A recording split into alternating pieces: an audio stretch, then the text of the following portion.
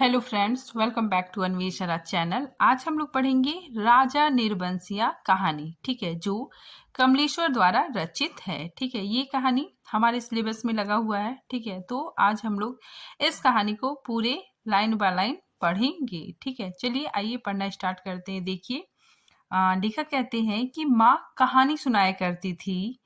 ठीक है, माँ कहानी सुनाया करती थी कि एक राजा निर्बंसिया थे। ठीक है, उनके आसपास ही 4-5 बच्चे अपनी मुट्ठियों में फूल दबाए कहानी समाप्त होने पर गौरों पर चढ़ाने के लिए उत्सुक से बैठ बैठ जाते थे। ठीक है, आटे का सुंदर सा चौका पूरा होता, उसी चौक पर मिट्टी की 6 गौरें रखी जाती, जिनमें से ऊपर वाली के बिंदिया और सिंदूर लगता, बाकी पांचों नीचे दबी पूजा ग्रहण करती रहती। एक और दीपक की बाती स्थिर सी जलती रहती और मंगल घाट रख रहता, जिस पर रोली से सथिया सथिया मतलब स्वास्तिक बनाया जाता। सभी बैठे बच्चों के मुख पर फूल चढ़ाने की उतावली की जगह कहानी सुनने की सहज स्थिरता उभर आती है। ठीक है, तो यहाँ पे लेकर कहते हैं कि बच्चों में, ठीक है, कहानी सुनने की उत्सुकता रहती है। ठीक है, और माँ कहानी सुनाया करती थी। ठीक है, तो देखिए, माँ कहानी सुनाया करती थी कि एक राजा निर्बंसिया थे। ठीक है, उनके राज्य में बड़ी खुशहाली थी। सब वर्ण के लोग, मतलब सब वर्ग के लोग, ठीक है, सब जाति के लोग अपना अपना काम काज देखते थे। कोई दुखी नहीं दिखाई पड़ता था। राजा के एक लक्ष्मी सी रानी थी। ठीक है, तो राजा की बहुत सुंदर सी रानी थी, चंद्रमा सी सुंदर और राजा को बहुत प्यारी। राजा राजकाज देखने और सुख से रानी के महल में रहते थे। ठीक है, फिर आगे लेखक बताते हैं कि मेरे सामने मेरे ख्यालों का राजा था। ठीक है, राजा जगपति। तब जगपति से मेरी दांत कटी दोस्ती थी। दोनों मिडिल स्कूल में पढ़ने जाते, दोनों एक से घर के थे, इसीलिए बराबरी की निपटी थी। मैं मैट्रिक पास करके एक स्कूल में नौकर हो गया और जगपति कस्बे के ही वकील के यहाँ मुर्रिम हो गया। ठीक है, जिस साल जगपति मुहर्रिम हुआ उसी वर्ष पास के गांव में उसकी शादी हुई। ठीक है, तो जगपति की शादी हुई, पर ऐसी हुई कि लोगों ने तमाशा बना दिया। ठीक है, तो जगपति की शादी ऐसी हुई कि लोगों ने तमाशा बना देना चाहा। ठीक है, लड़की वालों का कुछ विश्वास था कि शादी के बाद लड़की को विदा नहीं होगी। ठीक है, तो लड़की वालों को यह विश्वास था कि शादी के बाद लड़की की विदा नहीं होगी। ठीक है, ब्याह हो जाएगा और 7वीं भंवर तब पड़ेगी जब पहली विदा की सायत होगी और तभी लड़की अपने ससुराल जाएगी। ठीक है, तो ऐसा नियम बना हुआ था। जगपति की पत्नी थोड़ी बहुत पढ़ी लिखी थी, पर घर की लीक को कौन मिटाए। ठीक है, मतलब घर की ये जो परंपरा बनी थी, ठीक है, इसको कौन मिटाए। बारात बिना बहू के वापस आ गई और लड़के वालों ने तय कर लिया कि अब जगपति की शादी कहीं और कर दी जाएगी। ठीक है, तो जो लड़के वाले थे, ठीक है, उन्होंने यह फैसला किया कि जगपति की शादी, ठीक है, दूसरे जगह करेंगे। ठीक है, चाहे कानी लूली से हो, पर वह लड़की अब घर में नहीं आएगी। लेकिन साल खत्म होते होते सब ठीक ठाक हो गया। ठीक है, लड़की वालों ने माफी मांग ली और जगपति की पत्नी अपनी ससुराल आ गई। ठीक है, तो जगपति की जो पत्नी है, ठीक है, वो मतलब ससुराल आ गई। आगे देखिए, जगपति को जैसे सब कुछ मिल गया और सास ने बहू की बलाइयां लेकर घर की सब चाबियां सौंप दी। ठीक है, तो सास ने बहू को सारी चाबियां सौंप दी। गृहस्थी का ढंग बार समझा दिया। ठीक है, तो सास ने, ठीक है, बहू को गृहस्थी का सारा कामकाज समझा दिया। जगपति की माँ ना जाने कब से आस लगाए बैठी थी। उन्होंने आराम की सांस ली। पूजा पाठ में समय कटने लगा। ठीक है, तो जगपति की जो माँ थी, ठीक है, उनका ज्यादातर समय, ठीक है, पूजा पाठ में कटने लगा। ठीक है, क्योंकि घर में बहू आ गई थी। ठीक है, दोपहरिया दूसरे घरों के आंगन में बीतने लगी, पर सांस का रोग था। ठीक है, तो जो सास थी, ठीक है, उसको सांस का रोग था। ठीक है, उन्हें सो एक दिन उन्होंने अपनी अंतिम घड़ियां गिनते हुए चंदा को पास बुलाया। ठीक है, तो जगपति की पत्नी का नाम चंदा है।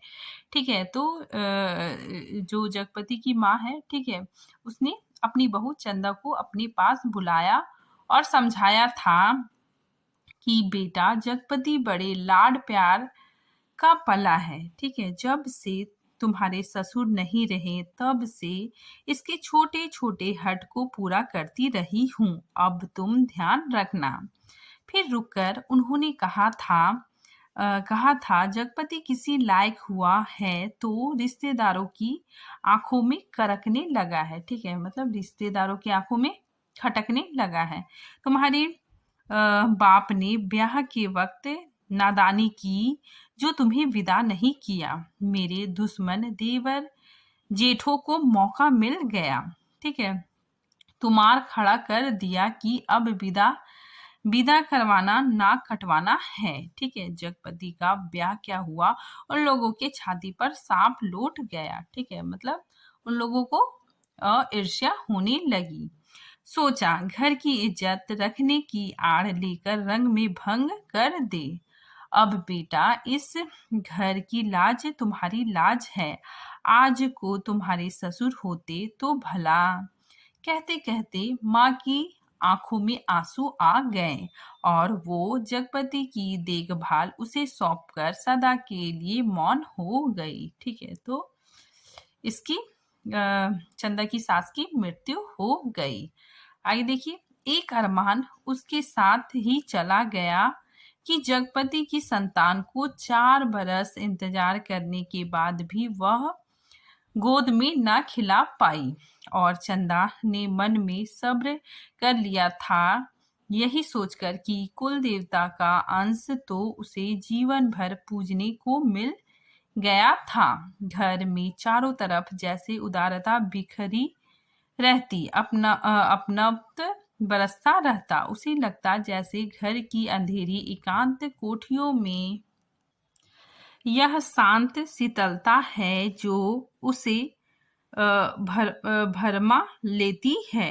ठीक है, घर की सब कुंडियों की खनक उसके कानों में बस गई थी। हर दरवाजे की चरमराहट पहचान बन गई थी। ठीक है, फिर आगे देखिए, अब इसमें क्या होता है कि दूसरा कहानी स्टार्ट होता है। ठीक है, मतलब यहाँ पे 2 कहानियां एक साथ चलती है। ठीक है, एक है जगपति और चंदा की और एक राजा नीरबंसिया और उसकी रानी की। ठीक है, तो देखिए यहाँ पे दूसरा कहानी स्टार्ट होता है कि एक रोज राजा आखेट मतलब क्या होता है, शिकार खेलने के लिए गए थे। ठीक है, माँ सुनाती थी, लेखक कहते हैं कि माँ सुनाती थी कि एक रोज राजा शिकार खेलने गए थे। ठीक है, राजा आखेट को जाते थे, मतलब शिकार करने के लिए जाते थे, तो 7वें रोज जरूर महल में लौट आते थे। पर उस दफा जब गए तो 7वां दिन निकल गया पर राजा नहीं लौटे। रानी को बड़ी चिंता हुई।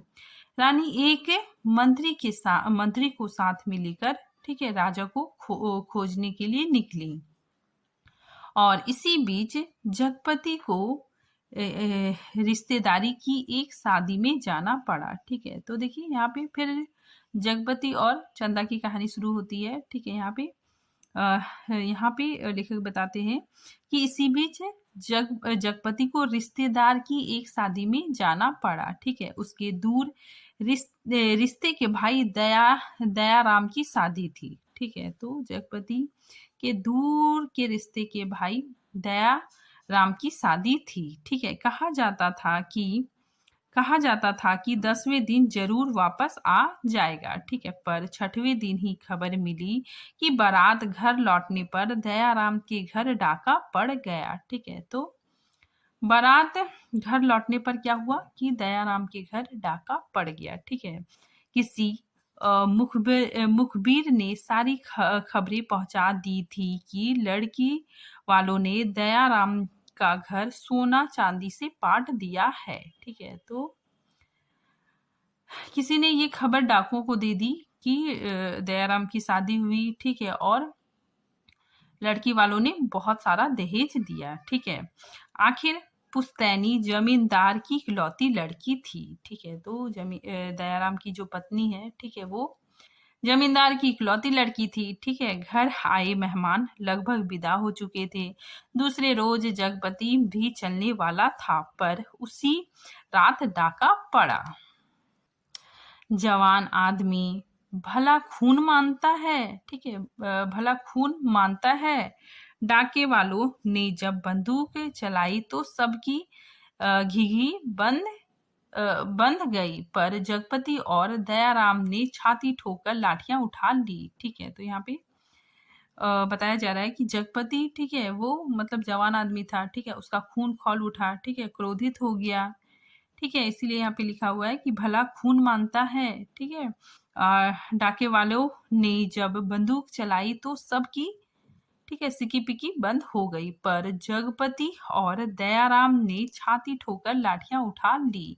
घर में कोहराम मच गया, फिर सन्नाटा छा गया। डाके वाले बराबर गोलियां दाग रहे थे। बाहर का दरवाजा टूट चुका था, पर जगपति ने हिम्मत बढ़ाते हुए हाक लगाई। ठीक है, तो जगपति ने कहा, ये हवाई बंदूकें इन ठेल पिलाई लाठियों का मुकाबला नहीं कर पाएंगी जवानों। पर दरवाजा तड़ तड़ टूटते रहे और अंत में एक गोली जगपति की जांघ को पार करती निकल गई, दूसरी उसकी जांघ के ऊपर कूल्हे में समा कर रह गई। ठीक है, तो यहाँ पे जगपति को गोली लग गई। ठीक है, फिर आगे देखिए, चंदा रोती कलपती और मनोतियां मानती जब वहां पहुंची तो जगपति अस्पताल में था। ठीक है, दयाराम को थोड़ी चोट आई थी। ठीक है, तो जो दयाराम था, ठीक है, उसको बहुत थोड़ा चोट आया था। उसे अस्पताल से छुट्टी मिल गई थी। जगपति की देखभाल के लिए वही अस्पताल में मरीजों के रिश्तेदार के लिए जो कोठियां बनी थी, ठीक है, उन्हीं में चंदा को रुकना पड़ा। ठीक है, तो यहाँ पे बताया जा रहा है कि जो दयाराम है, ठीक है, उसको बहुत थोड़ा चोट आया। ठीक है, और जगपति का, ठीक है, उसको बहुत ज्यादा, ठीक है, चोट आया। इस वजह से उसको अस्पताल में रुकना पड़ा। ठीक है, साथ ही चंदा भी वहीं पे रुकी। ठीक है, आगे देखिए, कस्बे के अस्पताल से दयाराम का गांव 4 कोस पड़ता था। ठीक है, इंपॉर्टेंट लाइन है, याद रखिएगा। दयाराम का गांव, ठीक है, 4 कोस पड़ता था। दूसरे तीसरे दिन वहां से आदमी आते जाते रहते, जिस सामान की जरूरत होती पहुंचा जाते, पर धीरे धीरे उन लोगों ने भी खबर लेना छोड़ दिया। ठीक है, एक दिन में ठीक होने वाला घाव तो था नहीं, जांघ की हड्डी चटक गई थी और कूल्हे में ऑपरेशन से 6 इंच, ठीक है, 6 इंच गहरा घाव था। फिर आगे देखिए, कस्बे का अस्पताल था, कंपाउंडर ही मरीजों की देखभाल रखते थे। बड़ा डॉक्टर तो नाम के लिए था या कस्बे के बड़े आदमियों के लिए था। ठीक है, तो बड़ा डॉक्टर नाम के लिए था और ये जो बड़ा डॉक्टर है वो सिर्फ बड़े आदमियों के लिए था। छोटे लोगों के लिए तो कंपाउंडर साहब ही ईश्वर के अवतार थे। मरीजों की देखभाल करने वाले रिश्तेदारों की खान पान की मुश्किलों से लेकर मरीज की नब्ज तक संभालते थे। ठीक है, तो ये जो कंपाउंडर साहब थे, ठीक है, ये मतलब सारा कुछ वहां पे देख रेख करते थे। ठीक है, आगे देखिए। छोटी सी इमारत में अस्पताल आबाद था। रोगियों को सिर्फ 6-7 खाटे थे। मरीजों के कमरे से लगा दवा बनाने का कमरा था। उसी में एक और आराम कुर्सी थी और एक नीची सी मेज। उसी कुर्सी पर बड़ा डॉक्टर आकर कभी कभार बैठता था, नहीं तो बचन सिंह कंपाउंडर ही जमे रहते। ठीक है, तो उस कुर्सी में बचन सिंह ही बैठा करता। ठीक है, अस्पताल में या तो फौजीदारी के शहीद आते या गिर गिरा के हाथ पैर तोड़ लेने वाले एक आधा लोग आते। ठीक है, छठे छठे क्षमा से कोई औरत दिख गई तो दिख गई, जैसे उन्हें कभी रोग घेरता ही नहीं था। कभी कोई बीमार पड़ती तो घर वाले हाल बताकर 8-10 दिन की दवा एक साथ ले जाते, फिर उसके जीने मरने की खबर तक ना मिलती। ठीक है, फिर आगे देखिए। उस दिन बचन सिंह जगपति के घाव की पट्टी बदलने आया। उसके आने में और पट्टी खोलने में कुछ ऐसी लापरवाही थी जैसे गलत बंधी पगड़ी को ठीक से बांधने के लिए खोल रहा हो। ठीक है, तो यहाँ पे बचन सिंह, ठीक है, जगपति का जो पट्टी था घाव में लगा हुआ, उस पट्टी को ऐसे खोल रहा था जैसे किसी ने गलत पगड़ी बांध दी है। ठीक है, उसको वो मतलब ठीक से बांध रहा है। ठीक है, तो उसी तरह ये उसकी पट्टी बदल रहा था। ठीक है, गलत बंधी पगड़ी को ठीक से बांधने के लिए खोल रहा हो। चंदा उसी कुर्सी के पास ही सांस रोके खड़ी थी। वह और रोगियों से बात करता। ठीक है, तो जो कंपाउंडर है, ठीक है, वह और रोगियों से बात करता जा रहा था। इधर मिनट भर को देखता, फिर जैसे अभ्यस्त से उसके हाथ अपना काम करने लगते। ठीक है, पट्टी एक जगह खून से चिपक गई थी। जगपति बुरी तरह करहा उठा। चंदा के मुख से चीख निकल गई।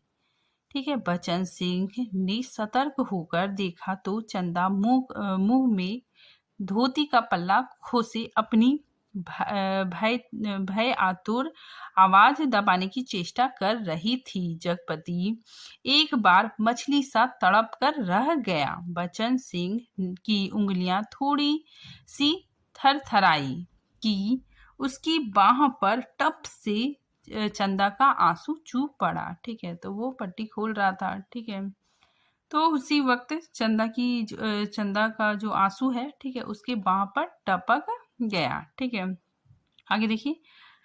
बचन सिंह सिहर सा गया और उसके हाथों की अभ्यस्त निठुरता को जैसे किसी मानवीय कोमलता ने धीरे से छू दिया हो। ठीक है, तो ये इंपॉर्टेंट लाइन है। आगे देखिए।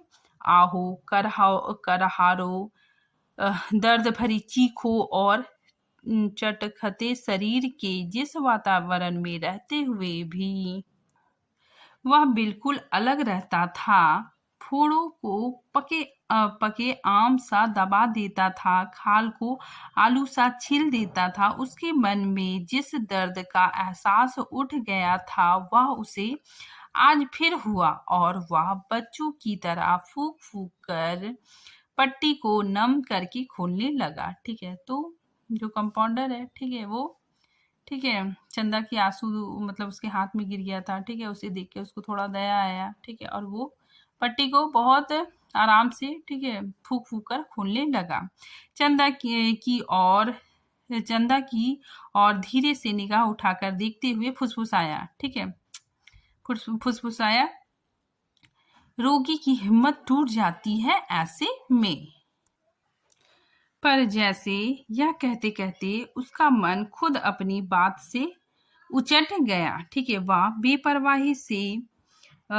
बेपरवाही तो चीख और करहारों की एक रसता से उसे मिली थी। ठीक है, तो ये जो उसका बेपरवाही है, ठीक है, वो चीख और करारों की एक रसता से उसे मिली थी। रोगी की हिम्मत बढ़ाने की कर्तव्यनिष्ठता से नहीं। ठीक है, जब तक वह घाव की मरहम पट्टी करता रहा तब तक किन्हीं दो आंखों की करुणा उसे घेरे रही। ठीक है, इंपॉर्टेंट है।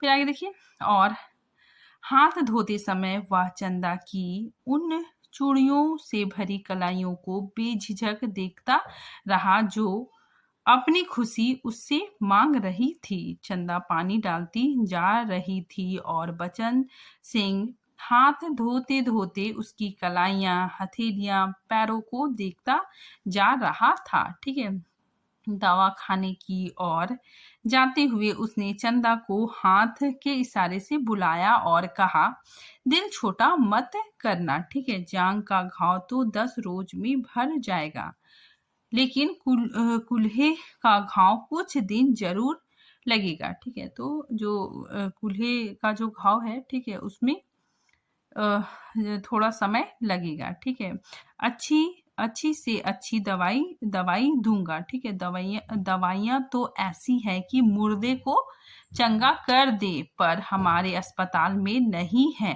फिर भी। ठीक है, इंपॉर्टेंट लाइन है। फिर आगे देखिए, तो किसी दूसरे अस्पताल से नहीं आ सकती वे दवाइयाँ। ठीक है, तो ये बात चंदा कहती है। चंदा यहाँ पे पूछती है कि क्या ये दवाइयाँ किसी दूसरे अस्पताल से नहीं आ सकती। ठीक है, चंदा ने पूछा। फिर कंपाउंडर ने कहा कि आ तो सकती है, पर मरीज को अपना पैसा खर्चना पड़ेगा। ठीक है, मतलब मरीज को अपना पैसा खर्च करना पड़ेगा। ठीक है, बचन सिंह ने कहा।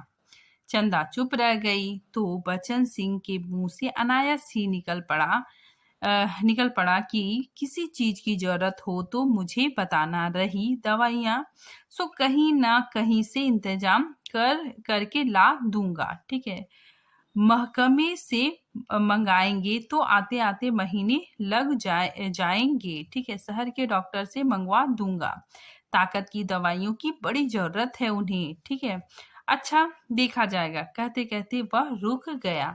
चंदा ने कृतज्ञता भरी नजरों से उसे देखा और उसे लगा जैसे आंधी में, ठीक है, चंदा को लगा जैसे आंधी में उड़ते पत्ते को कोई अटकाव मिल गया हो। आकर वह जगपति की खाट से लगकर बैठ गई। उसकी हथेली लेकर वह सहलाती रही, नाखूनों को अपने पैरों से दबाती रही। धीरे धीरे बाहर अंधेरा बढ़ चला। बचन सिंह तेल की एक लालटेन लाकर मरीजों के कमरे के एक कोने में रख गया। चंदा ने जगपति की कलाई दबाते दबाते धीरे से कहा, कंपाउंडर साहब कह रहे थे, और इतना कहकर वह जगपति का ध्यान आकृष्ट करने के लिए चुप हो गई। ठीक है, क्या कह रहे थे? जगपति ने अनमने स्वर से पूछा। ठीक है, तो जगपति ने पूछा कि कंपाउंडर साहब क्या कह रहे थे। ठीक है, तो चंदा कहती है, कुछ ताकत की दवाइयां तुम्हारे लिए जरूरी है। ठीक है, फिर जगपति कहता, मैं जानता हूं, पर ठीक है, फिर जगपति कहता है कि देखो चंदा, चादर के बराबर ही पैर फैलाए जा सकते हैं, हमारी औकात इन दवाइयों की नहीं है। ठीक है, तो जगपति चंदा को समझाता है, ठीक कि हमारे पास मतलब उतने पैसे नहीं है। ठीक है, और हम इन दवाइयों को नहीं मंगवा सकते। फिर चंदा कहती है, औकात आदमी की देखी जाती है कि पैसे की, तुम तो। ठीक है, तो जगपति कहता है कि देखा जाएगा। ठीक है, कंपाउंडर साहब इंतजाम कर देंगे, उनसे मैं कहूंगी। ठीक है, तो चंदा कहती है कि मैं कंपाउंडर साहब से कहूंगी। ठीक है, तो जगपति बोलता है, नहीं चंदा, उधार खाते से मेरा इलाज नहीं होगा, चाहे 1 के 4 दिन लग जाए। ठीक है, फिर चंदा कहती है, इसमें तो। ठीक है, फिर जगपति कहता है, तुम नहीं जानती, कर्ज कोढ़ का रोग होता है, एक बार लगने से तन तो गलता ही है, मन भी रोगी हो जाता है। ठीक है, तो ये वेरी वेरी इंपॉर्टेंट लाइन है, पूछा जा सकता है किसकी लाइन है, तो जगपति की। ठीक है, फिर चंदा कहती है, लेकिन कहते कहते वह रुक गई। ठीक है, जगपति अपनी बात की टेक रखने के लिए दूसरी ओर मुंह घुमाकर लेट गया। ठीक है, तो जगपति ठीक है अपनी बात को मतलब रखने के लिए ठीक है दूसरी ओर मुंह करके सो गया। ठीक है। और तीसरे रोज जगपति के सिरहाने कई ताकत की दवाइयां रखी थी और चंदा के ठहरने वाली कोठरी में उसके लेटने के लिए एक खाट भी पहुंच गई थी। ठीक है। चंदा जब आई तो जगपति के चेहरे पर मानसिक पीड़ा की असंख्य रेखाएं उभर रही थी, जैसे वह अपनी बीमारी से लड़ने के अलावे स्वयं अपनी आत्मा से भी लड़ रहा हो। ठीक है। चंदा की नादानी और स्नेह से भी उलझ रहा हो और सबसे ऊपर सहायता करने वाले की दया से जूझ रहा हो। ठीक है। चंदा ने देखा तो यह सब सह ना पाई। ठीक है। तो चंदा जब देखती है कि जगपति बहुत ही परेशान है, ठीक है, तो वो जब देखती है तो यह सब सह ना पाई। उसके जी में आया कि कह दे, क्या आज तक तुमने कभी किसी से उधार पैसे नहीं लिए? ठीक है। तो चंदा ये सब सोच रही है, ठीक है, कि वो जगपति से ठीक है कहे कि क्या आज तक तुमने कभी किसी से उधार नहीं ली है? ठीक है। पर वह तो खुद तुम्हारे लिए थे और तुम्हें मेरे सामने स्वीकार नहीं करना पड़ा था, इसीलिए लेते झिझक नहीं लगती। पर आज मेरे सामने उसे स्वीकार करते तुम्हारा झूठा पौरुष तिलमिला कर जाग पड़ा और वह जगपति के मुख पर बिखरी हुई पीड़ा में जिस आदर्श की गहराई थी। ठीक है। तो ये सब सोच रही थी चंदा, ठीक है, कि ये सब बातें बोले। ठीक है। लेकिन जगपति के चेहरे पर ठीक है उसके मुख पर जो पीड़ा थी, ठीक है, वो आदर्श की गहराई थी। वह चंदा के मन में चोर की तरह घुस गई और बड़ी स्वाभाविकता से उसके माथे पर हाथ फेरते हुए कहा। ठीक है। चंदा ने ठीक है जगपति से कहा कि ये दवाइयां किसी की मेहरबानी नहीं है। मैंने हाथ का कड़ा, ठीक है, मतलब मेरे जो सोने का जो कंगन है, ठीक है, उसको बेच दिया है। ठीक है। वही बात चंदा कह रही है कि मैंने हाथ का कड़ा बेचने को दे दिया था, उसी से ये दवाइयां आई हैं। ठीक है। फिर मुझसे पूछा तक नहीं। ठीक है। जगपति कहता है कि मुझसे पूछा तक नहीं। और जगपति ने कहा कि मुझसे पूछा तक नहीं और जैसे खुद मन की कमजोरी को दबा गया। ठीक है। फिर यहाँ पे जगपति सोचता है कि कड़ा बेचने से तो अच्छा था कि बचन सिंह की दया ही ओढ़ ली जाती और उसे हल्का सा पछतावा भी था कि नाहक वह रौब में बड़ी बड़ी बातें कह जाता है, ज्ञानियों की तरह सीख दे जाता है। ठीक है। फिर आगे देखिए। और जब चंदा अंधेरा होते उठकर अपनी कोठरी में सोने के लिए जाने को हुई तो कहते कहते यह बात दबा गई कि बचन सिंह ने उसके लिए एक खाट का इंतजाम भी कर दिया है। ठीक है। तो चंदा जब जाने लगी, ठीक है, तो उसने जगपति को, ठीक है, अपने पति को ये भी नहीं बताया कि बचन सिंह ने, ठीक है, उसके लिए एक खाट का इंतजाम भी कर दिया है। ठीक है। ये बात भी वो नहीं बताती है। फिर आगे देखिए। कमरे से निकली तो सीधे कोठरी में गई और हाथ का कड़ा लेकर सीधे दवाखाना की ओर गई, जहां बचन सिंह अकेला डॉक्टर की कुर्सी पर आराम से टांगे फैलाकर लैंप की पीली रोशनी में लेटा था। जगपति का व्यवहार चंदा को लग गया था और यह भी कि वह क्यों बचन सिंह का एहसान अभी से लाद ले। ठीक है। पति के लिए जेवर की कितनी औकात है। ठीक है। वह बेधड़क सी दवा खाने में घुस गई। ठीक है। तो वो कड़ा लौटाने के लिए चली गई। ठीक है। फिर आगे देखिए। दिन की पहचान के कारण उसे कमरे की मेज, कुर्सी और दवाओं की अलमारी की स्थिति का अनुमान था। वैसे कमरा अंधेरा ही पड़ा था क्योंकि लैंप की रोशनी केवल अपने वृत्त में अधिक प्रकाशवान होकर कोने के अंधेरे को और भी घनीभूत कर रही थी। ठीक है। बचन सिंह ने चंदा को घुसते ही पहचान लिया। ठीक है। वह उठकर खड़ा हो गया। चंदा ने भीतर कदम तो रख दिया पर सहसा सहम गई, जैसे वह किसी अंधेरे कुएं में अपने आप कूद पड़ी हो। ऐसा कुआं जो निरंतर पतला होता गया और जिसमें पानी की गहराई पाताल की परतों तक चली गई हो, जिसमें पढ़कर वह नीचे धंसती चली जा रही हो। नीचे अंधेरा, एकांत, घुटन और पाप। ठीक है। बचन सिंह अवाक ताकता रह गया। ठीक है। चंदा वहां पहुंचती है तो बचन सिंह उसको देखता रह गया। ठीक है।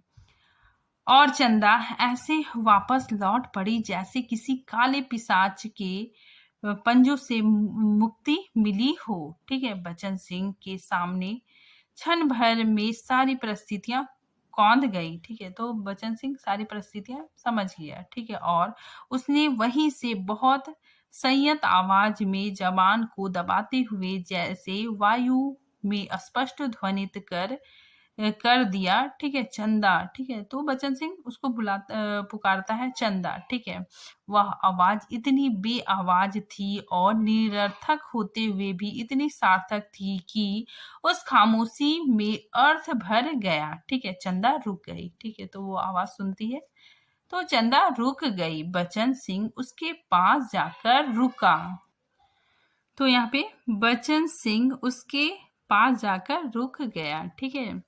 सामने का घना पेड़ स्तब्ध खड़ा था। उसकी काली परछाई की परिधि जैसे एक बार फैलकर उन्हें अपने वृत्त में समेट लेती और दूसरे ही क्षण मुक्त कर देती। दवाखाने का लैंप सहसा भभक कर रुक गया और मरीजों के कमरे से एक कराह की आवाज दूर मैदान के छात तक जाकर डूब गई। ठीक है। तो वहां की जो परिस्थिति है, ठीक है, उसका वर्णन लेखक ने किया है। ठीक है। आगे देखिए। चंदा ने वैसे ही नीचे ताकते हुए अपने को शायद करते हुए कहा, यह कड़ा तुम्हें देने आई थी। ठीक है। तो चंदा ने कहा कि ये जो सोने का कंगन है, ठीक है, ये मैं तुम्हें देने आई थी। ठीक है। तो बचन सिंह कहता है तो वापस क्यों चली जा रही थी। ठीक है। चंदा चुप और दो क्षण रुककर उसने अपने हाथ का सोने का कड़ा धीरे धीरे से उसकी ओर बढ़ा दिया, जैसे देने का साहस ना होते हुए भी यह काम आवश्यक था। बचन सिंह ने उसकी सारी काया को एक बार देखते हुए अपनी आंखें उसके सिर पर जमा दी। उसके ऊपर पड़े कपड़े के पार नरम चिकनाई से भरे लंबे लंबे बाल थे, जिसकी भाप सी महक फैलती जा रही थी। वह धीरे से बोला, लाओ। ठीक है। बचन सिंह ने बोला कि ये कंगन दो। ठीक है। चंदा ने कड़ा उसकी ओर बढ़ा दिया। कड़ा हाथ में लेकर वह बोला, सुनो। ठीक है। चंदा ने प्रश्न भरी नजरें उसकी ओर उठा दी। ठीक है। उसमें झांकते हुए अपने हाथ से उसकी कलाई पकड़ते हुए उसने वह कड़ा उसकी कलाई में पहना दिया। ठीक है। तो यहाँ पे क्या होता है कि चंदा बचन सिंह को कड़ा देती है। ठीक है। लेकिन वो क्या करता है, वो कड़ा लेकर उसके हाथ में पहना देता है। ठीक है। चंदा के हाथों में, ठीक है, पहना देता है। ठीक है। तो उसी चीज को लेकर यहाँ बता रहे हैं कि बचन सिंह ने, ठीक है, कड़ा उसकी कलाई में पहना दिया। चंदा चुपचाप कोठरी की ओर चल दी और बचन सिंह दवा खाने की ओर चला गया।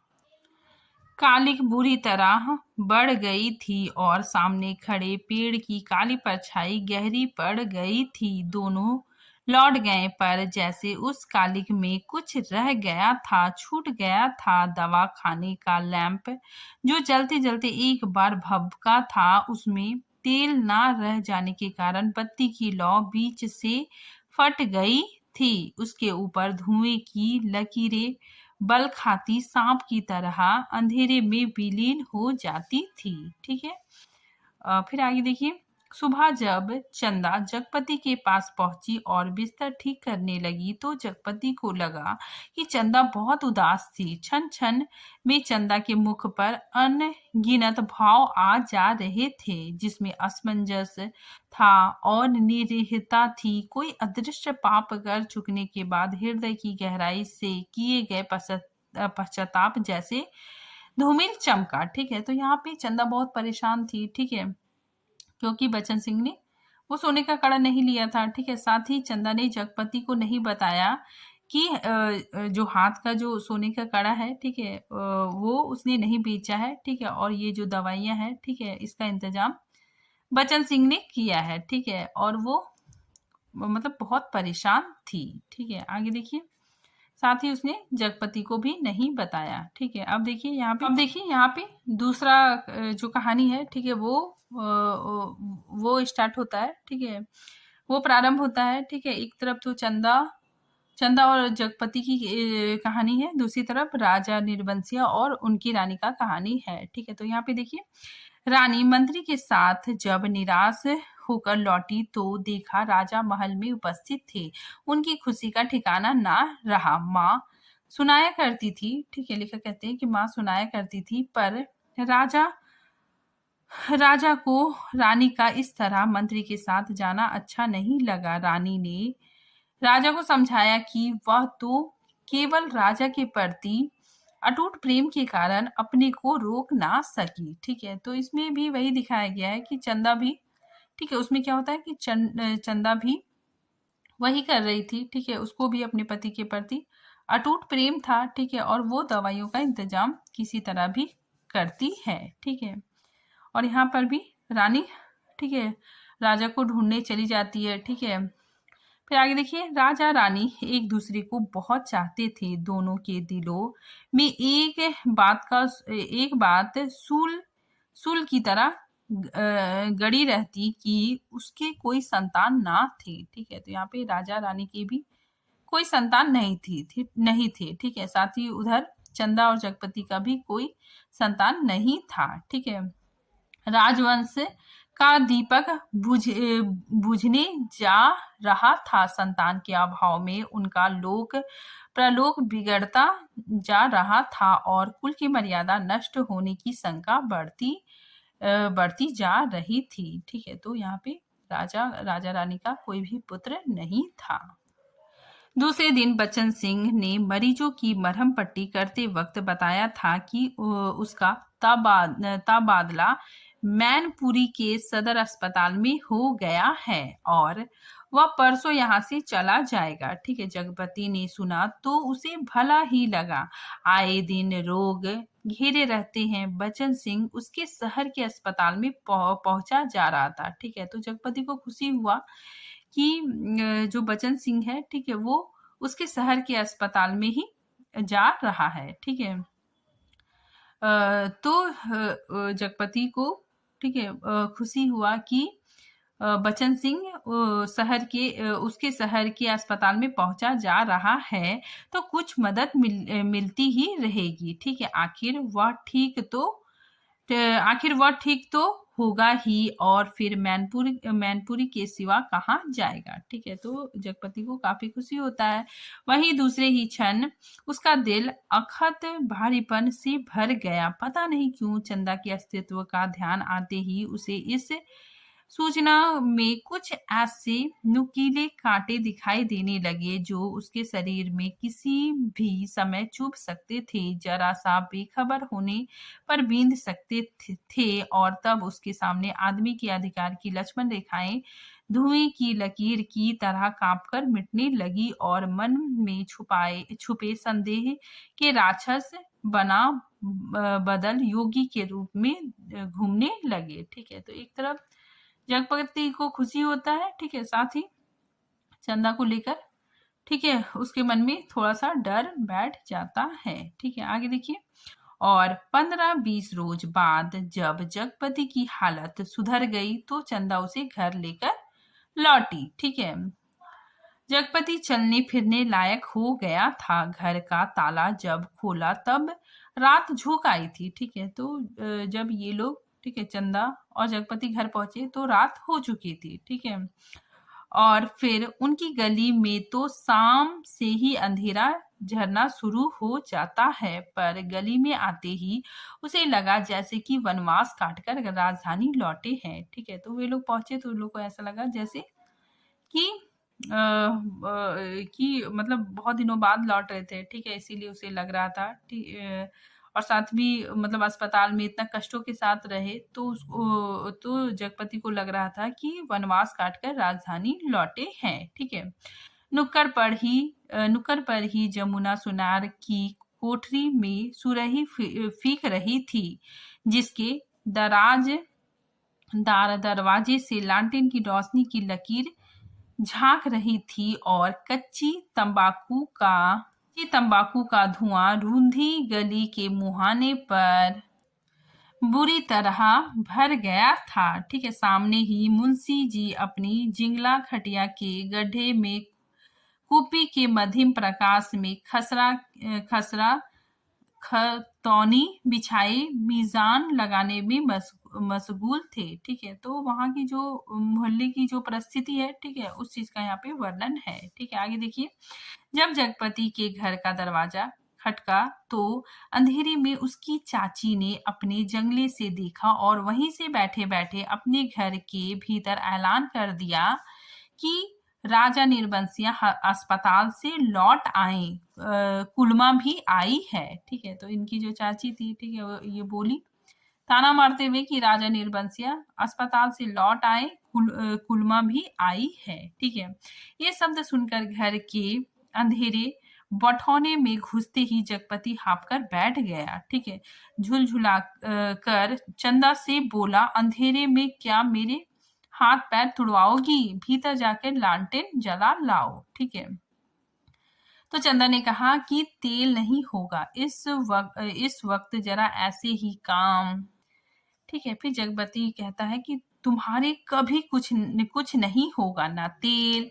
कहते कहते जगपति एकदम चुप रह गया। ठीक है, तो यहाँ पे जगपति, ठीक है, चंदा को ताना मारता है। ठीक है, क्योंकि इनके कोई संतान नहीं है। ठीक है, तो संतान नहीं होने की वजह से, ठीक है, जगपति चंदा को ताना मारता है कि तुम्हारे कभी कुछ नहीं होगा। ठीक है, तो आगे देखिए। और चंदा को लगा कि आज पहली बार जगपति ने उसके व्यर्थ मातृत्व पर इतनी गहरी चोट कर दी जिसकी गहराई की उसने कभी कल्पना नहीं की थी। दोनों खामोश बिना एक बात किए अंदर चले गए। ठीक है, रात के बढ़ते सन्नाटे में दोनों के सामने दो बातें थी। ठीक है, यहाँ पे याद रखिएगा, इन दोनों के सामने दो बातें थी।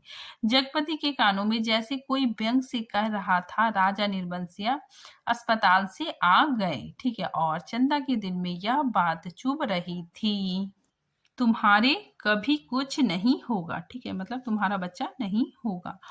और चंदा, ठीक है, सिसकते चंदा ना जाने कब सो गई, पर जगपति की आंखों में नींद नहीं आई। खाट पर पड़े पड़े उसके चारों ओर एक मोहक भयावना सा जाल फैल गया। लेटे लेटे उसे लगा जैसे उसका स्वयं का आकार बहुत छिन्न होता बिंदु सा रह गया, पर बिंदु के हाथ थे, पैर थे और दिल की धड़कन थी। ठीक है, तो जो जगपति है, ठीक है, वो अपने आप में, ठीक है, सोच रहा है। ठीक है, आगे देखिए।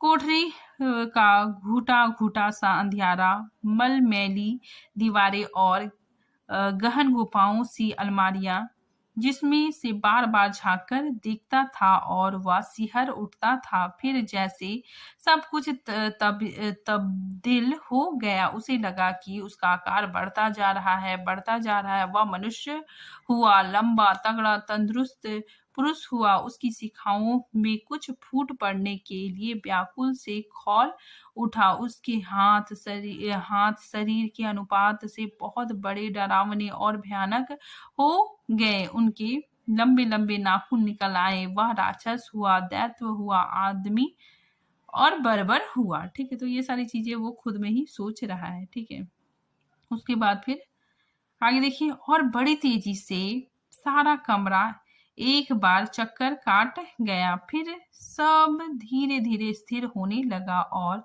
उसकी सांसें ठीक होती जान पड़ी। फिर जैसे बहुत कोशिश करने पर घी बंध जाने के बाद उसकी आवाज फूटी, चंदा। ठीक है, तो उसने चंदा को आवाज लगाया। ठीक है, उसने कहा चंदा।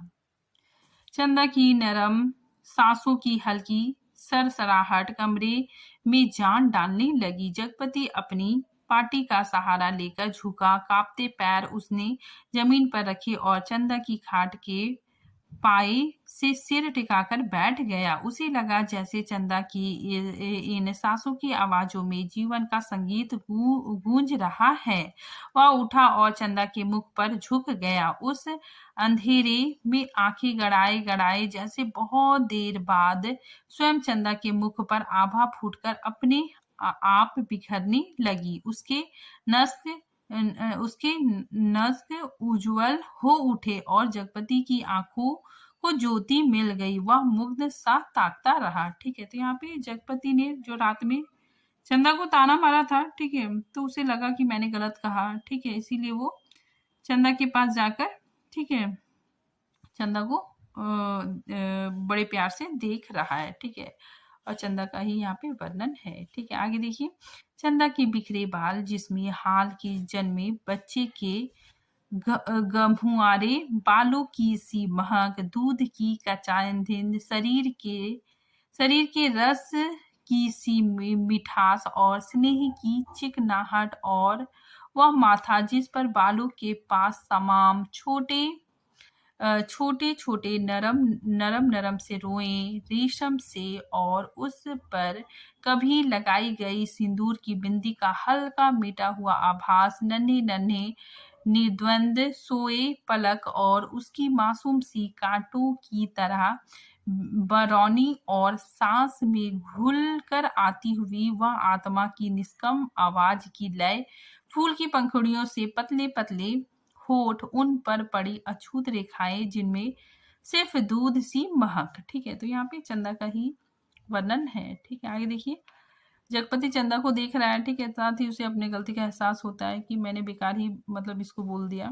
ठीक है, फिर आगे देखिए। उसकी आंखों के सामने ममता सी छा गई, केवल ममता, और उसके मुख से अस्फुटन शब्द निकल गई, बच्ची। ठीक है, डरते डरते उसके बालों की एक लट को बड़े जतन से उसने हथेली पर रखा, उंगली से उस पर जैसे लकीर खींचने लगा। उसे लगा जैसे कोई शिशु उसके अंक में आने के लिए छटपटाकर निराश होकर सो गया हो। ठीक है, यहाँ पे चंदा सोई हुई है। ठीक है, जगपति उसे देख रहा है।